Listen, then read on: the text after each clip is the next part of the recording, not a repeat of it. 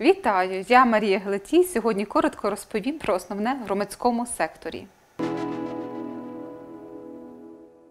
8 жовтня Верховна Рада України прийняла законопроект номер 5807, яким відтерміновує подання інформації щодо кінцевих бенефіціарних власників та структури власності організацій громадянського суспільства. Такий термін подачі наступає 11 липня 2022 року.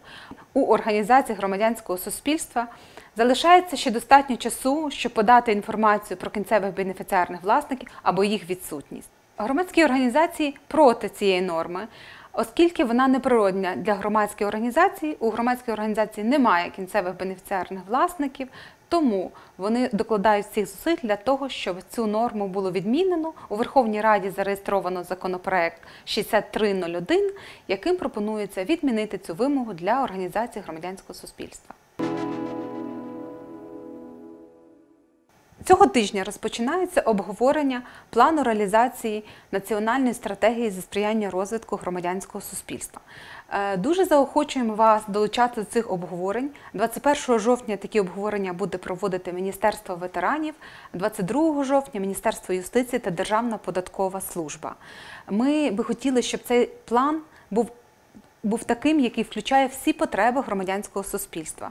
Тому ми б хотіли, щоб ваша думка також прозвучала у цьому плані і була почутою. Для цього важливо долучатися і подавати свої пропозиції. В Україні планується створення Українського молодіжного фонду. Що це дасть для українських громадських організацій?